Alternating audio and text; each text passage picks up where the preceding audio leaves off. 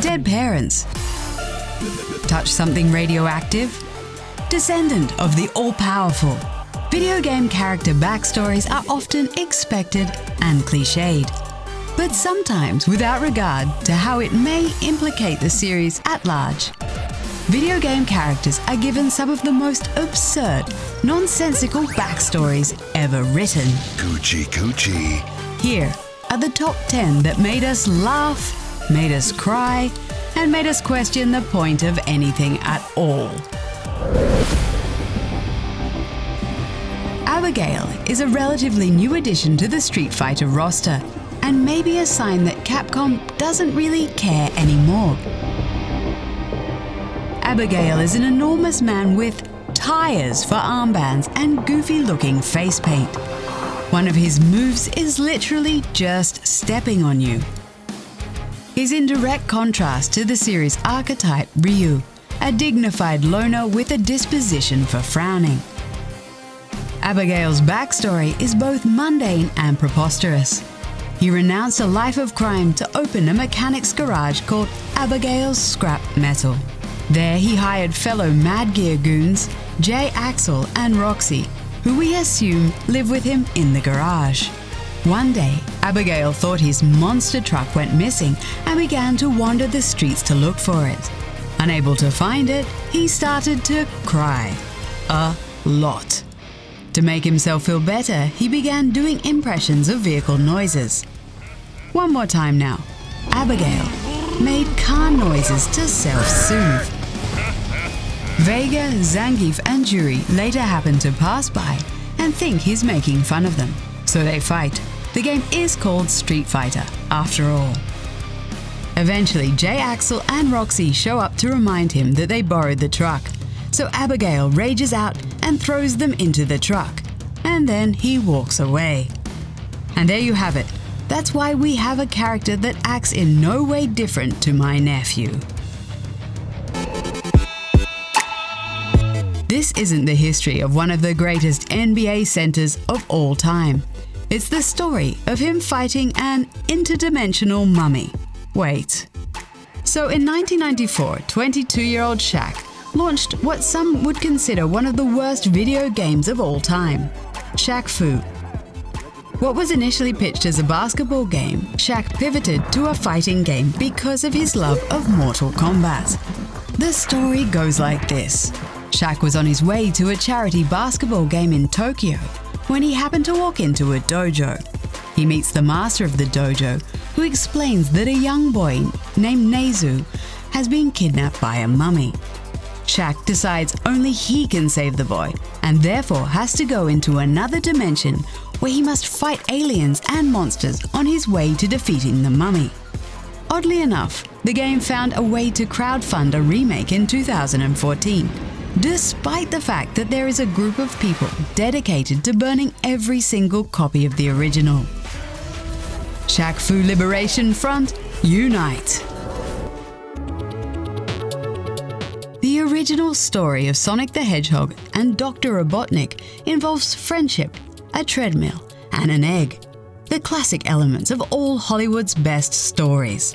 It all started with a brown Sonic apparently wandering his way into the lab of Dr. Ovi Kintabor, which, thanks to years of research, we now know is Robotnik spelt backwards.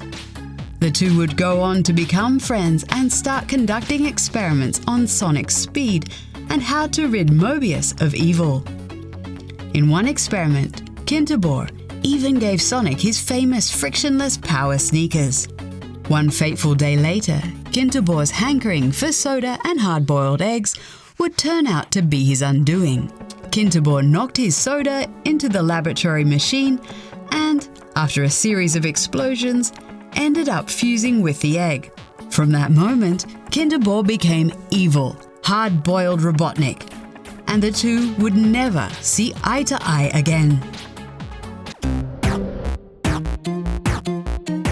Tingle might be the most hated character in all of Zelda.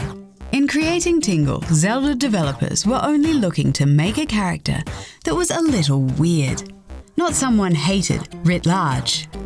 Apparently, when deciding how to distribute maps in Majora's Mask, developers decided that they should be purchased from a character instead of just loading as you enter a new area. This led them to wonder who would be selling maps, which led them to wonder who would be drawing maps.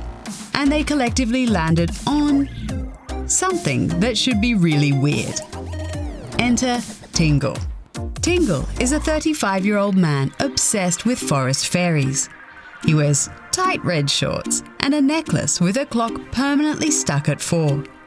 He floats around on a red balloon drawing and selling maps for his father, who, by the way, calls Tingle a fool. In the Nintendo DS game Freshly Picked Tingle's Rosy Rupee Land, we learn that Tingle's obsession with rupees is actually his source of life. Once upon a time, regular middle-aged man Tingle met an old man named Uncle Rupee. Uncle Rupee would later electrocute him, change his source of life to consuming rupees, and give him a skin-tight onesie. Tingle's reception in the media wasn't great.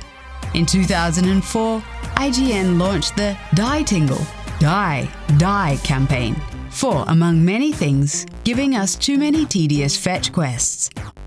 Game Daily ranked Tingle as the 6th ugliest game character of all time. And Games Radar called him Zelda's Jar Jar Binks. Thanks for the maps, Tingle, but we'll opt for Sheikah Towers from now on. Cubone wears his dead mother's skull as a helmet. Cubone wears his dead mother's skull as a helmet? Cubone wears his dead... The visual history of Assassin's Creed is tied to its hooded hero and his hidden blade. The blade looks cool, sounds good, and has given us many gruesome kills. Unfortunately, that hidden blade has a backstory that Ubisoft almost immediately wrote out of the game. In the beginning, it was decided that to wield this special blade, one must cut off their own ring finger to use it, because if they didn't, it wouldn't cut good? Why anyone would need to cut off a part of their hand in order to use a wrist-mounted blade is beyond us. And certainly beyond Ubisoft. They never did explain why. But more importantly, we want to know why would a secret society intentionally mark its members with 4-finger hands?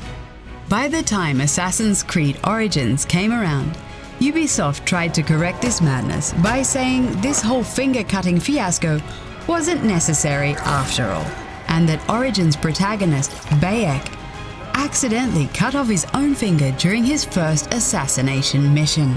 While a bit of retcon is always fun, it doesn't change the fact that in Assassin's Creed 2, Leonardo da Vinci invented an improved blade that no longer required bodily mutilation. Leave it to one of the greatest minds in history to invent a knife that doesn't maim the user.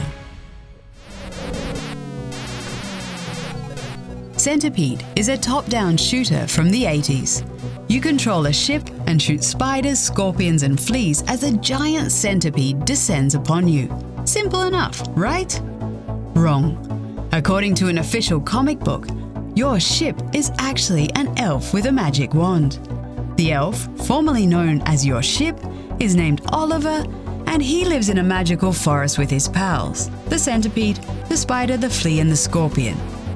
One day, after lunch with his friends, a wizard decides he wants Oliver's wand and hypnotizes the creatures of the forest to attack you and steal it for him. What this means is that all the mindless shooting is actually you murdering your friends. Dark, huh? Centipede the game doesn't have a final showdown or anything like that. You never see the wizard or get the chance to avenge your friends. The game is just an endless cycle of tragically mowing down your buddies. So if you think about it, Centipede might actually be the first survival horror game ever. Metroid Prime will go down as one of the most influential video game franchises in history. But the history of its protagonist will go down as one of the weirdest. Samus Aran is the legendary bounty hunter raised by the Chozo, or as we like to call them, the Chicken People. Her parents were killed when series antagonist Ridley attacked the mining colony K2L. Old Bird, an elder of the chicken people, then saved young Samus and decided to raise her as his own with the help of others and the biological supercomputer Mother Brain. Together, they infused her with chicken DNA and subjected her to brutal warrior training. When she got older, they gave her a custom chicken suit based upon Chozo warrior garb.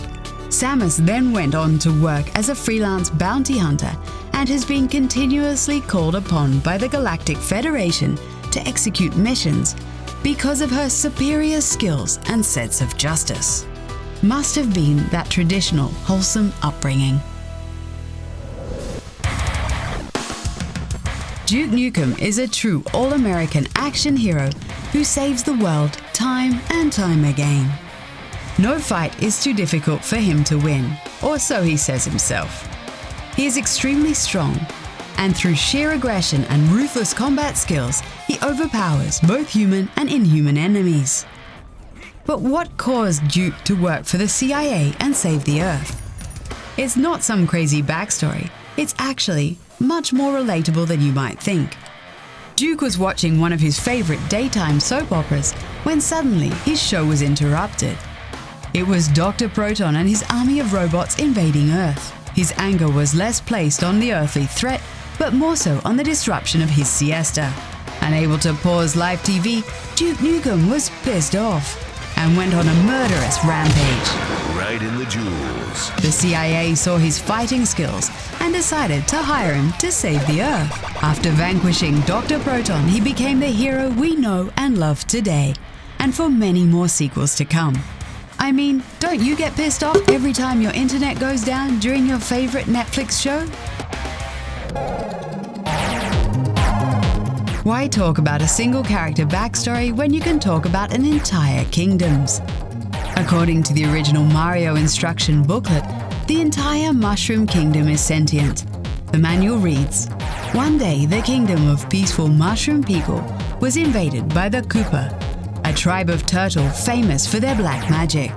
The quiet, peace-loving mushroom people were turned into mere stones, bricks, and even horsehair plants, and the Mushroom Kingdom fell into ruin. This means for years we've been killing thousands of mushroom people, each time jumping into them with our heads and fists, breaking them into oblivion. If this concerns you, take solace in knowing that Miyamoto views the library of Mario games as a troupe of actors performing various plays for our amusement, which means we could choose to only tie this bit of lore to the original Super Mario game. This quote also makes the opening for Super Mario 3 make way more sense. Weird? Check. Nonsensical? Check. Perspective changing? Also check. These video game characters' backstories are only just the tip of the iceberg. With many more to go, who should we put in part 2 of the list? Let us know in the comments.